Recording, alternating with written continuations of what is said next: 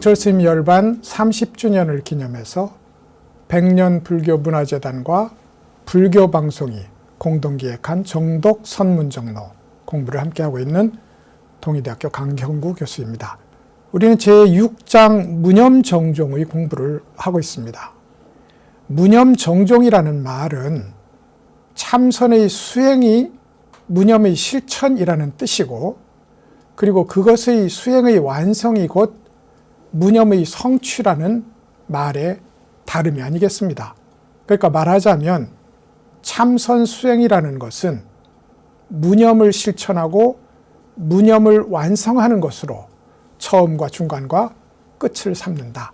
이것이 무념정종의 법문이 기본적으로 가리키는 내용이라고 하겠습니다. 근데 이제 무념이라고 하다 보면 아무래도 이제 많은 사람들이 아무 생각도 없다는 소위 단절의 무념에 대해서 생각이 미치게 됩니다. 그러니까 무념이 꼭 나무나 돌처럼 어떤 것에도 흔들리지 않은 고요함만을 유지하는 것이다 하는 생각을 흔히 할 수 있게 된다는 겁니다. 근데 실제로 무념이라는 것은 나를 기준으로 한 시비선악이 끊어지는 자리이기는 하지만 그로 인해서 거울처럼 밝은 비춤이 완전해지는 자리이기도 합니다. 그러니까 성철 스님은 무념을 생각이 없다로 번역하지 말고 분별이 없는 생각으로 표현을 달리 해보자 하고 제안을 하기까지 합니다. 사실 이 문제는 참선 수행을 하는 사람들에 있어서 늘상 문제되는 내용이었던 것으로 보입니다. 옛날에 암자를 태운 노파 이야기가 있습니다. 그러니까 열심히 하는 스님을 정성껏 봉양하는 한 노파가 있었다는 거예요. 그리고 한 20년쯤 됐을까 스님의 공부가 충분히 익었다고 생각했던 그때 자기의 예쁜 딸을 이 스님의 방에 들여보냅니다. 그리고는 이제 스님의 무릎에 앉아서 스님에게 물어보라고 한 거지요. 제가 이렇게 스님의 품에 안기니 스님의 느낌은 어떻습니까? 그러자 이 스님이 이렇게 대답을 해요. 마른 나무, 고목이죠. 마른 나무가 찬 바위에 기댄 듯 춥고 추운 겨울에 온기가 한 점도 없는 듯, 이렇게 이제 표현을 합니다. 그러니까 젊고 아름다운 여인이 품에 안겨 있는데 어떠한 느낌도 없다는 이제 그런 이 경계를 고백을 한 겁니다. 그러자 노파가 이제까지 20년간 쓸데없이 시간만 보내는 사람을 봉양했구나 하고 암자를 태워버리고 스님을 쫓아내버렸다는 겁니다. 생각해보면 이 스님의 공부가 참 깊은 경지에 든 것 같지만 사실은 절멸과 허무로서의 무심만을 닦았다는 점에서 스님의 공부는 충분히 성숙하지도 않았고 반쪽짜리 공부였다. 이렇게 이제 평가를 할 수 있을 것 같고, 그런 점에서 노파 할머니에게 쫓겨난 것은 당연한 일이다 하는 것이 이제 선문의 기본적인 평가가 됩니다. 3년 뒤에 이 스님이 돌아왔다지요.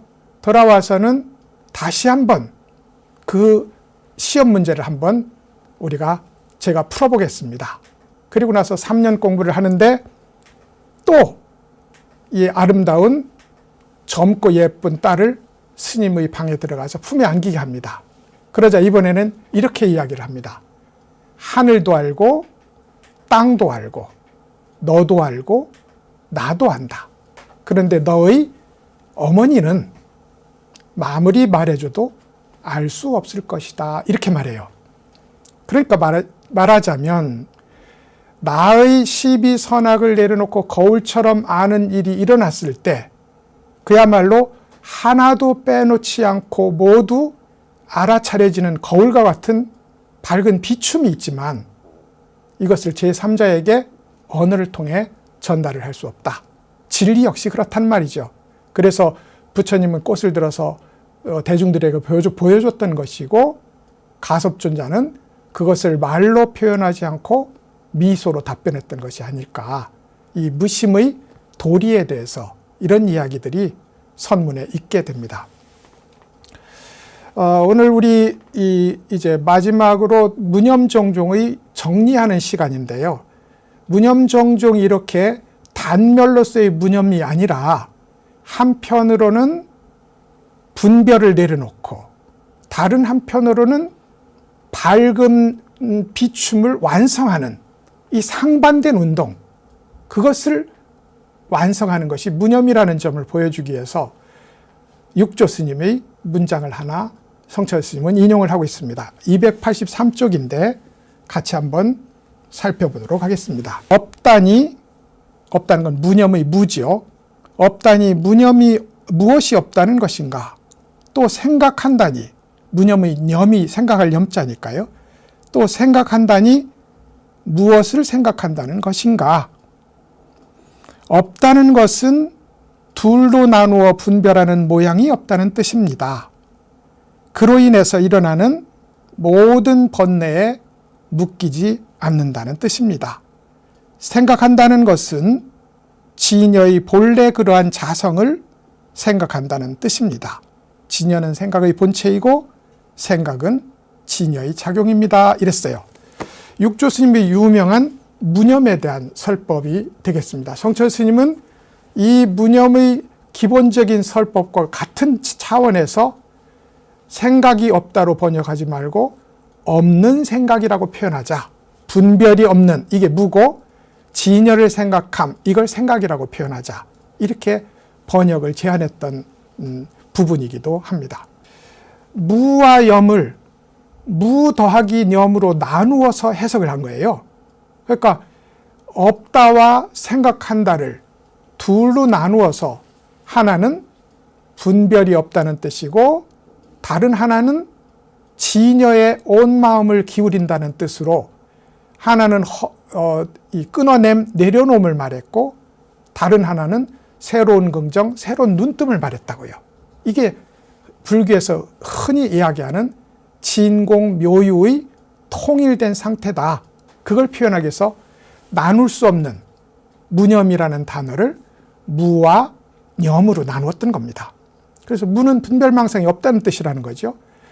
분별이 없으면, 그러니까 시비 선악이 없고 과거 현재 미래가 없고 동서남북의 분별이 없다면 우리가 지금 있는 이 자리에 대해서 다른 것에 비교하는 생각이 일어나지 않을 거라고요. 그런 의미에서 불만족에 일어나는 번뇌가 일어날 수 없다. 이게 이제 무의 실천에서 일어나는 효과라고 하겠습니다. 염은 진여자성을 생각한다 했어요. 진여자성이라고 하니 무엇인가 우리 현상의 껍질 속에 완전한 본질적인 무엇이 있다고 생각할 수 있지만 그렇지는 않고요. 지금의 이 다양한 현상으로 진여자성이 드러나 있지 별도의 진여자성이 다이아몬드처럼 그 어디 속에 숨어 있는 건 아니라고요. 그래서 우리의 지금 이 다양한 만사 만물을 보면서 그것이 남김없이 진여자성에 의해서 이루어졌다는 사실, 이것을 늘 알아차리고 마음 두는 일, 이게 무념의 념이라는 겁니다. 그래서 하나는 부정을 행하고 다른 하나는 만물에 대한 긍정을 행해서 긍정, 부정의 중도 실천이 가능하게 된다. 이게 육조 스님의 무념을 무와 념으로 나눈 그런 설법의 핵심 내용이 되겠습니다. 그러니까 이제 이렇게 나누어 놓고 보니 그러면 생각이라는 건 뭐냐? 생각은 진여를 생각한다는 것인데 그러면 우리가 지금 이렇게 보고 듣고 느끼고 하는 이 자리에서 이 시비 선악을 생각하는 이 생각 자체가 사실은 진여가 드러난 일이기 때문에 그것에 대해서 유감을 가질 필요가 없다. 유감을 느낄 일이 없다. 이걸 생각은 진여의 작용이고 진여는 생각의 본체라고 했어요. 이걸 이제 한문으로 하면 체용이라는 말이 되는데, 불교를 이해하는 데 있어서 본체와 작용, 다시 말해서 체와 용, 본성과 현상, 다시 말해서 성과 상의 이 둘 아닌 관계를 이해한다면, 그리고 직접 체험하는 입장이라면 불교의 모든 도리가 쉽게 풀리는 요술과 같은 단어다. 이 체와 용이라는 게 말이죠. 그래서 이제 우리 육조 스님도 진여와 생각은 가능하면 없었으면 좋을 것 같은데, 이 육조 스님은 진여는 생각의 본체이고 생각은 본체의 진여의 작용이라고 해서 둘이 서로를 배제하지 않는 본질과 현상을 형성하는 관계로 이렇게 설명을 했습니다. 말하자면 파도와 바다의 관계에 비유할 수 있을 것 같고, 황금으로 이루어진 다양한 그릇들이 있다고 했을 때 다양한 모양을 갖는 그릇들은 작용이 될 것이고, 어떤 것은 밥을 담을 것이고, 어떤 것은 물을 담을 것이고, 어떤 것은 김치를 담는 작용을 할 거라고요. 그리고 이제 그 모든 것은 황금이라는 재질로 이루어져 있으므로 어떤 모양이라 해도 본질적으로는 다르지 않다. 이렇게 흔히 비유하기도 합니다. 무와 념, 다시 말해서 분별 없음과 진여 생각함이라는 이 두 가지의 부정과 긍정이 서로 결합되는 자리에 있으므로 번뇌를 떠나서 보리가 따로 없고, 부처내놓고 중생 따로 없고, 거꾸로 중생 내놓고 부처가 따로 없다는 이런 이제 불교의 독특한 그리고 장점인 불의 철학이 나타나게 됩니다.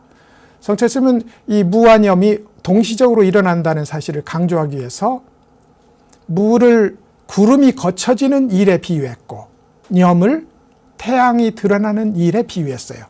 구름이 걷혀지는 일과 태양이 드러나는 일은 완전히 같은 일이잖아요. 동시적으로 일어나는 일이고, 그런 의미에서 무와 념을 나눈 이 설법은 매우 효과적이다. 이렇게 이제 말을 할 수 있는 겁니다.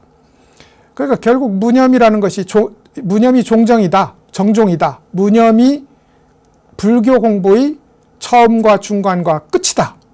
이것이 이제 무념 정종의 뜻이라고 제가 말씀을 드렸는데, 그러므로 진정한 무념을 성취하면 그게 곧 해탈이고, 진정한 무념을 성취하면 그게 곧 반야고, 진정한 무념을 성취하면 그것이 곧 구경각이다. 이런 이제 등식 관계가 성립을 하게 되겠습니다. 불교의 역사는 새로운 용어를 창안한 역사이기도 합니다. 그러니까 우리가 처음에 부처님이 깨달아서 12연기를 말씀하셨고 사성제의 법문을 말씀하셨어요. 그 뒤로 반야부가 나오면서 반야의 철학을 말씀하셨고, 그 뒤 교학이 발전하면서 불성의 이야기가 나오고, 진여의 이야기가 나오고, 열애장의 이야기가 나오고, 육조 스님에게 이르러서는 무념 혹은 자성이라는 얘기가 나옵니다.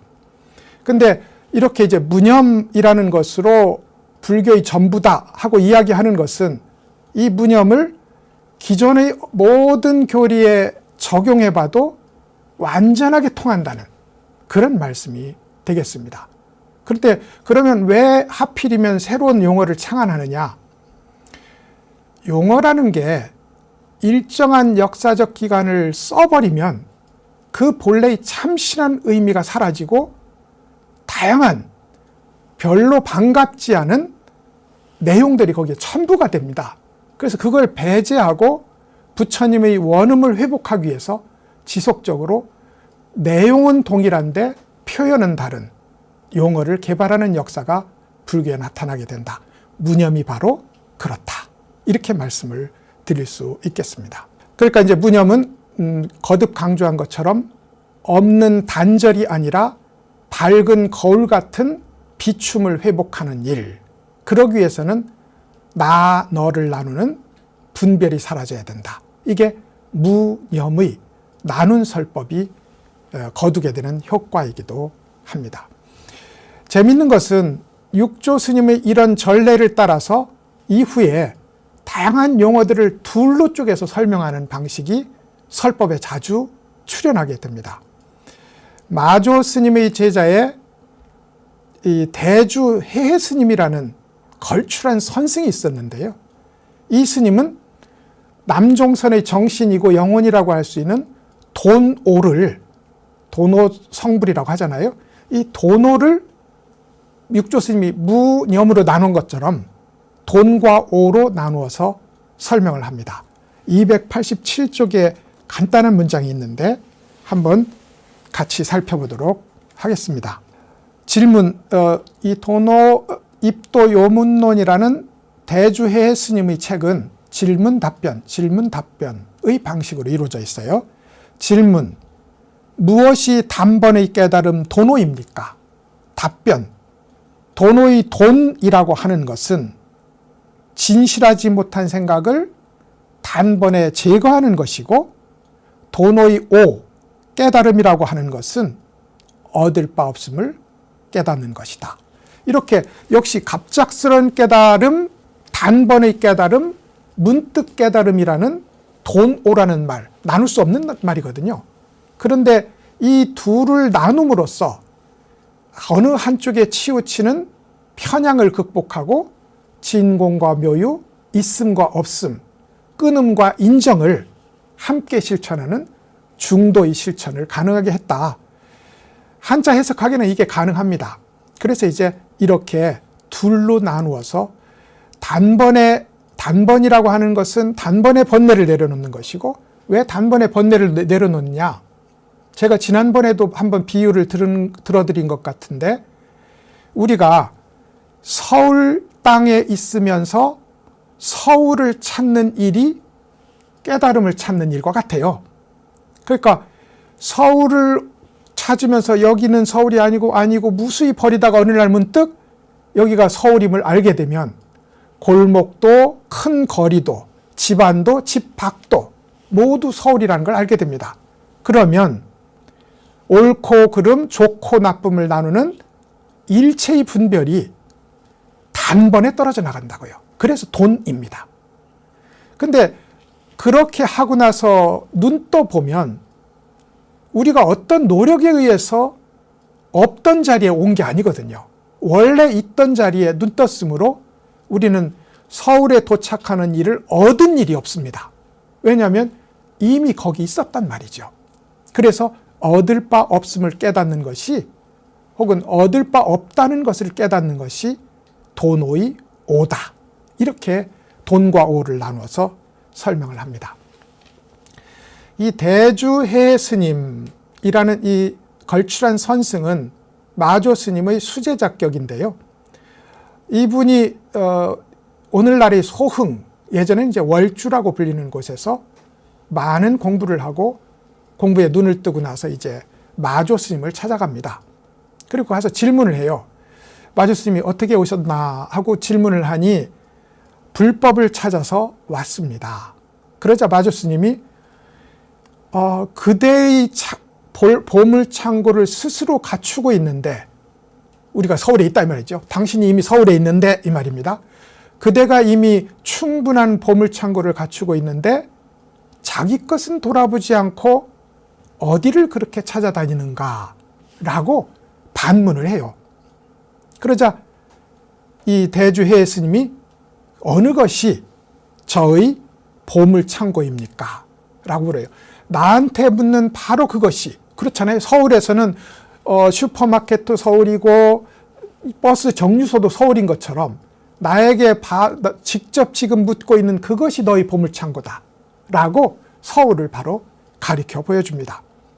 그러고 나서 이제 이 대주 스님이 마조 스님을 6년 동안 시봉하고, 그러고 나서 자기의 본래 출가했던 자리로 돌아가서 공부를 하고 가르치는데, 그때 지었던 책이 돈오 입도 요문론이란 책이고, 자기의 이런 돈오 체험, 마조 스님이 한마디에 깨달았거든요.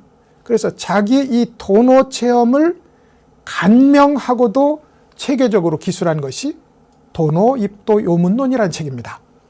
그래서 이제 돈오 입도 요문론의 첫 마디가, 돈오라는 건 돈과 오로 나누어 설명할 수 있다. 단번에 망념을 내려놓고 나면 내가 원래 서울에 있었다는 걸 금방 알게 된다. 이것이 이제 돈오의 나누어서 설명하는 이야기가 되겠습니다. 성철스님은 이 책을 엄청 중시해서 백일 법문을 설하던 당시에 이 책은 전체를 설합니다. 그러니까 불교사에 있었던 모든 교리를 개론적으로 설명하면서 도노입도 요문론이라 이 책은 처음부터 끝까지 설법을 해요. 굉장히 이제 성철스님이 중시했던 건데, 제가 그 의도를 가만히 생각해 보면 다른 선종의 서적에 비해서 쉬운 언어로 되어 있고 체계적으로 표현되어 있어요. 그래서 수행에 관심을 갖는 사람이라면 비교적 어렵지 않게 알아차릴 수 있는 그런 내용으로 되어 있다. 말하자면 입문자에게 적절하다. 그러니 성철스님이 불교 개론을 설하시면서 도노입도 요문론을 특히 중시했던 것이 아닐까, 이렇게 이제 생각을 해봅니다. 그러니까 이제 바로 이 대주해 스님이라는 이분이 마조 스님에게 가서 궁금증을 가득 안고 가서 너 스스로 갖추고 있는 보물창고를 열어서 쓰면 되는데, 말하자면 내가 서 있는 그 자리가 서울임을 알면 되는데 무엇을 따로 구하느냐, 이 말 한마디에 깨달았단 말입니다.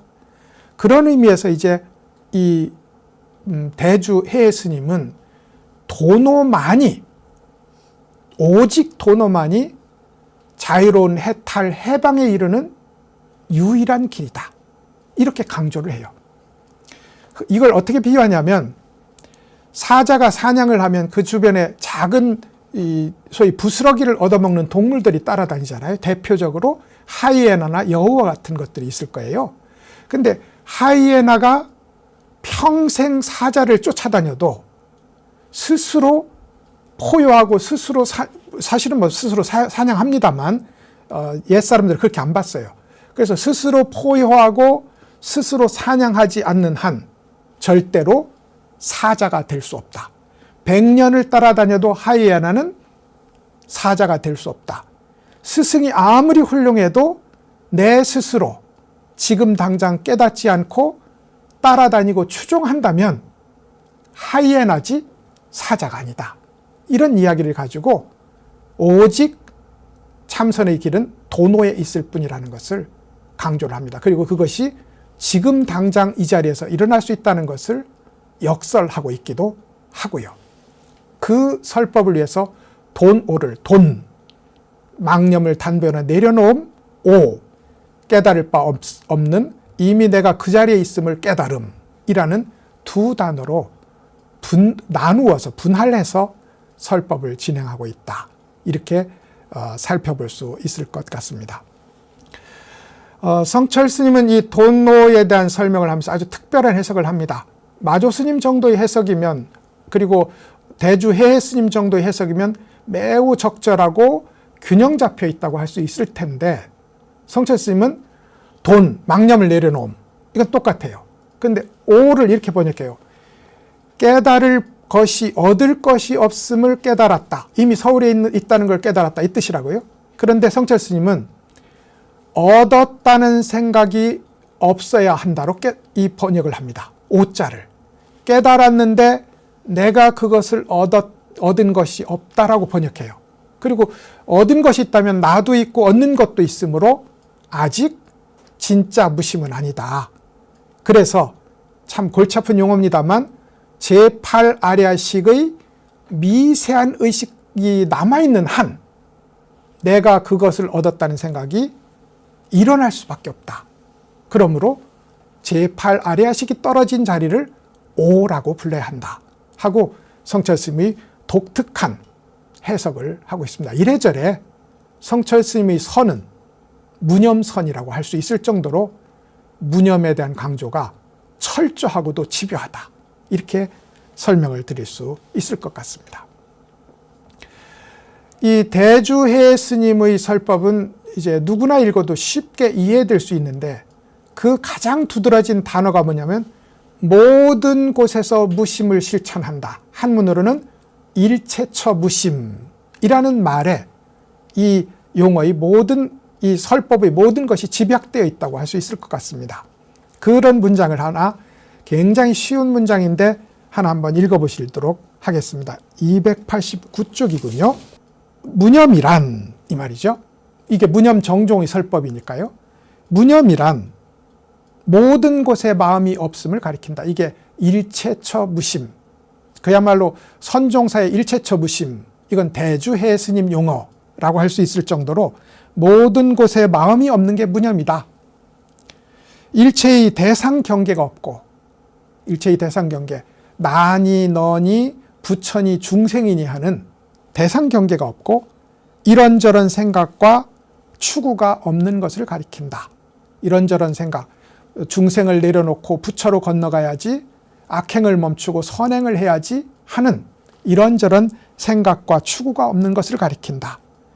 모든 대상 경계의 모양을 만나도 생각이 일어나거나 움직이는 일이 영원히 없다면 그것이 바로 무념이다. 무념은 진실한 생각이라고 부른다. 여기에 성철스님이 무념을 없는 생각이 아니라, 생각이 없다가 아니라 분별 없는 생각이라고 부르자는 이 제안의 근거가 있습니다. 무념은 곧 진실한 생각이다. 진여에 통일된 바른 생각이다. 이렇게 이해하시면 될 것 같아요. 그 무념 정종이잖아요. 불교의 모두가 하는 얘기입니다. 불교의 8만 대장경을 한 글자로 요약하면 무엇이 될까? 마음심자다. 그러면 저는 이 말에 보태서 대주 스님과 성철 스님의 이 법문, 육조 스님의 법문을 다 총괄해 보자면 선이란 무엇을 하는 것일까? 한마디로 묶어본다면 무념이 된다. 이것이 대주 스님의 일체처 무심이나 육조 스님의 무념에 대한 설법에서 얻어낼 수 있는 결론이라고 할 수 있을 것 같습니다. 무념이란 모든 곳에 마음이 없는 거예요. 그러니까 모든 곳에 마음이 없다는 건 좋은 것은 취하고 나쁜 것은 버리는 취사 선택의 마음이 없다는 거예요. 마음이 그겁니다. 마음이라는 건 뭐냐? 취사 선택하는 거다. 근데 무념이니까 생각이 없고 마음이 없다는 건 취사 선택이 없다는 것이다.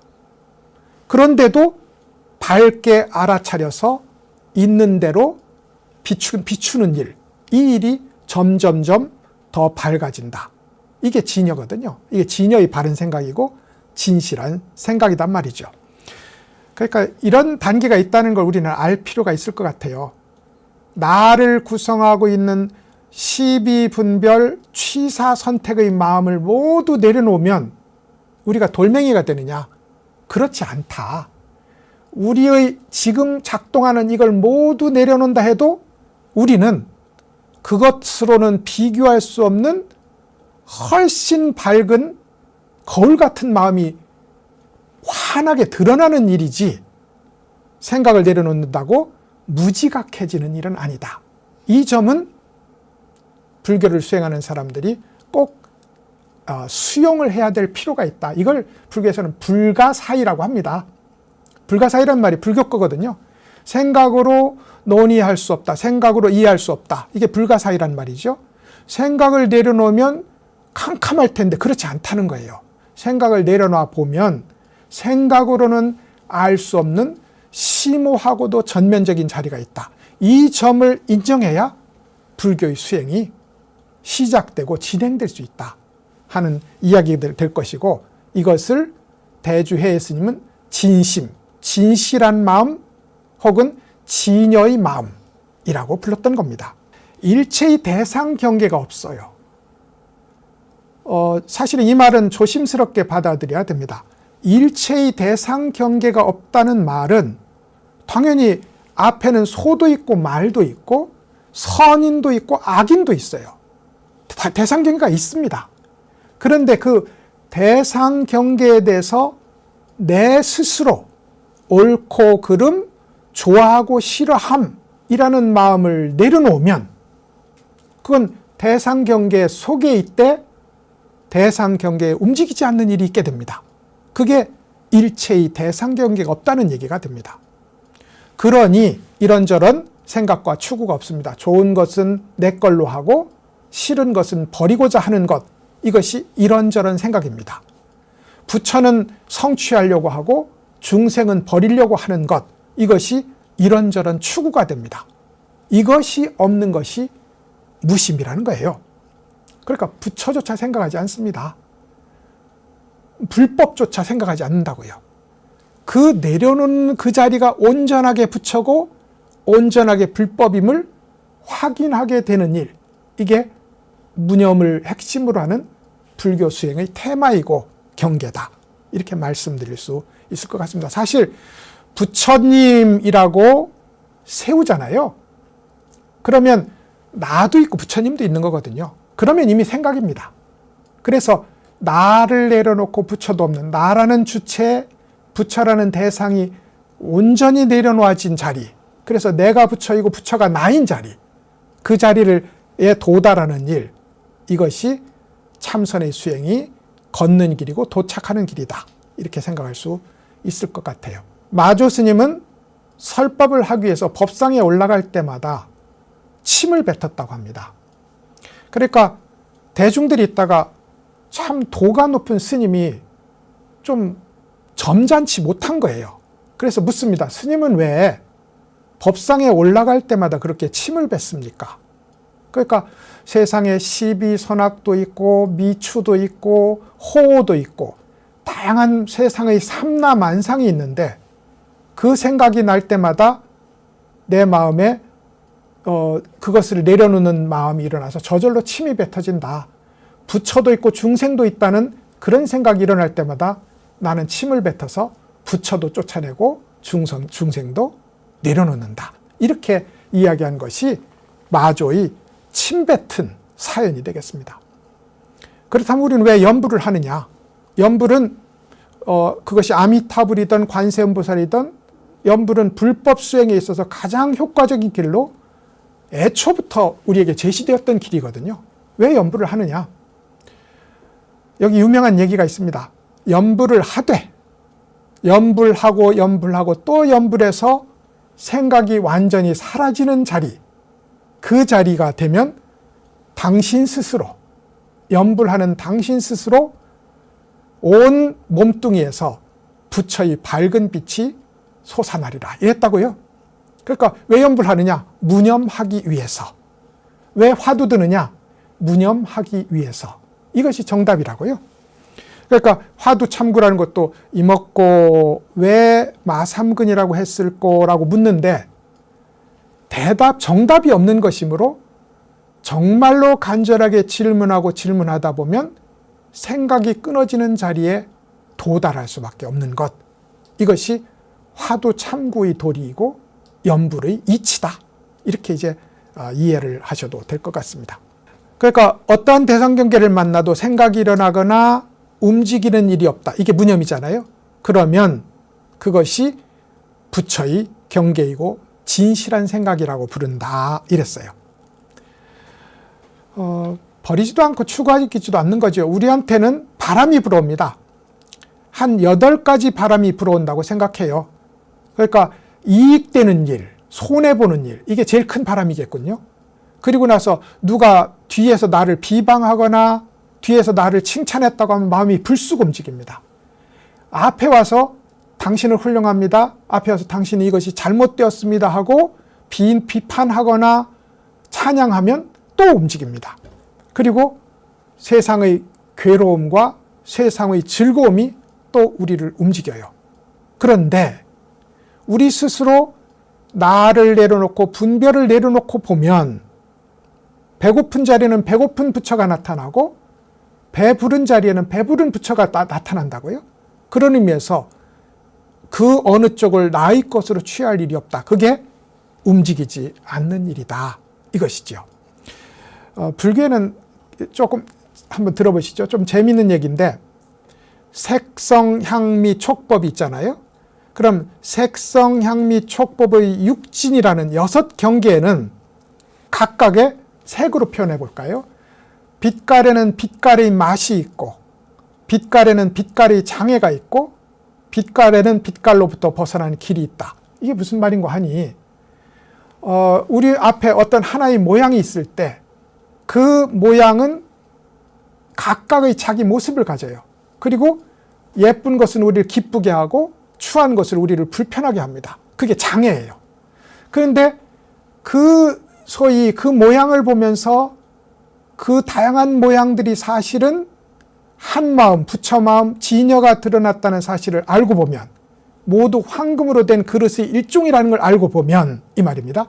알고 보면 어떤 것에도 차별하는 마음이 일어나지 않는다고요. 그것을 가리켜서 모양에는 모양으로부터 벗어나는 길이 본래 갖춰져 있다. 그러니까 우리는 세상 만사에 눈 감지 않습니다. 그것에 바로 눈 뜨는 일, 나의 분별을 내려놓고 바르게 눈 뜨는 일, 이게 무념을 실천하는 사람의 일이다 하는 것이 이제 무념의 실천이라고 할 수 있을 것 같습니다. 무념 그리고 돈오를 둘로 쪼개서 설명했잖아요. 이 대주 스님은 선정이란 말도 둘로 쪼개서 얘기합니다. 선정이라는 것 역시 참선을 해서 고요한 자리에 도달한다는 뜻인데, 한문으로 표현해 놓고 나서 선이라는 것은 분별이 없는 일이고 정이라는 것은 본성을 보는 일이다 하고 둘로 쪼개서 설명합니다. 이 둘로 쪼개서 설명하는 게 극히 효과적이라니까요. 왜냐하면 하나는 내려놓음을 가리키고 하나는 되살림을 가리키는 말이기 때문에 둘로 쪼개 보면 저절로 중도를 실천하는 일이 있을 수 있다. 그래서 이렇게 나눌 수 없는 말들, 무념, 도노, 선정이라는 말을 둘로 쪼개서 설명을 하게 됩니다. 다시 말해서 선은 분별이 없다. 정은 앉아서 바르게 보는 일이다. 무엇을 보느냐? 진여, 자성을 보는 거지요. 그러니까 진여, 자성, 우리가 결국은 분명하게 눈 뜨고 나면 좌선수행이라는 것이 그렇게 크게 중요한 것은 아니라는 것이 깨달은 분들의 일관된 가르침이기도 합니다. 그럼에도 불구하고 공부하려면 어떻게 하면 됩니까? 지금 우리 입장으로서는 좌선하는 것이 가장 빠른 길입니다 라고밖에 대답할 수 없어요. 그것이 이제 깨닫고 나서 보니 좌선이라는 것이 너무 애두르는 길이고 가려운데 신발을 긁는 일이에요. 발을 직접 긁지 않고. 그럼에도 불구하고 깨달으려면 어떻게 합니까? 좌선해야 된다고요. 목마르면 어떻게 합니까? 우물 가야 됩니다. 이 뜻이에요. 물을 먹으면 되는 거지만 물을 먹기 위해서 우물을 가야 되잖아요. 그런 의미에서 깨닫기 위해서 번뇌를 제거하기 위해서 어떻게 합니까? 좌선하면 됩니다. 이 말은 물 먹으면 됩니다는 말 대신에 우물가에 가면 됩니다라고 이야기를 한 거예요. 우물가에 가면 저절로 물은 먹게 된단 말이죠. 그런 의미에서 선과 정을 나누어서 선은 망념을 내려놓는 일이고 정은 고요하게 앉아서 자성을 보는 일이다. 이렇게 대주 스님은 새로운 멋진 해석을 제시를 하고 있습니다. 선정 역시 이 세상에 없는 무엇을 보는 일이 아닙니다. 흔히 선정에 들어서 신비한 경계를 체험했다고 말하는 경우도 많이 있습니다. 물론 있죠. 근데 그것이 현실 속에 이미 존재하고 있는 것을 우리가 보지 못하던 것을 본다는 뜻이지, 생각의 구름 때문에 아예 세상에 없는 것을 본다는 뜻은 아니다. 이렇게 이해를 해야 됩니다. 그러니까 우리가 선정을 하다 보면 환상이 일어나요, 사실은. 그래서 광명이 나타나기도 하고 부처님의 상이 나타나기도 하고 고요한 물과 높은 산과 설산이 나타나기도 합니다. 그때마다 내가 무엇인가 되었다고 생각하지만 선문에서는 일괄적으로 그것을 가리켜서 환상으로서의 선정이다. 그러면 진짜 선정은 무엇이냐? 바른 선정은 이 세상이나 이 세상 밖이나 거울 같은 밝음으로 항상 비추고 분별하지 않는 일, 이걸 가리켜서 바른 선정이라고 한다. 이렇게 말씀을 드릴 수 있는 겁니다. 예전에 참선을 열심히 하던 사람이 깊은 선정에만 들면 자꾸 거미가 나타나는 거예요. 배가 뚱뚱한 거미가. 그래서 무서운 생각이 들어서 주문도 외워보고 연불도 해보고 해도 참선만 하면 거미가 나타나는 겁니다. 그래서 이게 어떻게 된 일인가 하고서 이제 스승에게 조언을 구했더니, 그래, 거미가 나타나면 붓을 들고 있다가 그 배에 이렇게 꽃표를 쳐놔라. 그래서 이제 스승의 말대로 거미의 배에 꽃표를 쳐놨어요. 그리고 좌선에서 일어나 보니 자기 배에 꽃표가 쳐 있는 겁니다. 반쯤 잠에 들어서 자기 배를 보고 환상을 일으켰던 것이 선정이라는, 그런 의미에서 선정이라는 것이 어떤 신비한 경계가 나타나는 것을 선정으로 보아서는 안 된다. 물론 경계가 나타나고 천안통과 천이통이 열리고 숙명통이 열리는 것은 불법에서 보장하는 것이지만, 그럼에도 없는 것을 만들어내고 없는 것을 보는 일은 아니다. 이것이 선정의 이야기가 되겠습니다. 그래서 대주스님처럼 선은 망념을 내려놓는 일이고, 정은 자기가 갖춘 지녀자성을 바로 보는 일이다. 라는 이 나누어서 해설하는 설법이 극히 효과적으로 우리에게 제시되어 있습니다. 오늘 우리 무념정종에 대한 설법은 이 정도 공부하면 대충 정리가 될 것 같고, 성철 스님은 처음부터 끝까지 사실 무념정종의 이 장뿐만이 아니라 전체 19개의 장에 있어서 참선을 하는 일은 무념을 실천하는 일이고, 깨달음이란 무념을 완성하는 일이다 하는 이 법문에서 한 걸음도 뒤로 물러난 적이 없다. 그런 의미에서 제가 전에도 말씀드린 것처럼 성철선은 무념선이다. 이렇게 정의할 수 있겠다고 생각합니다.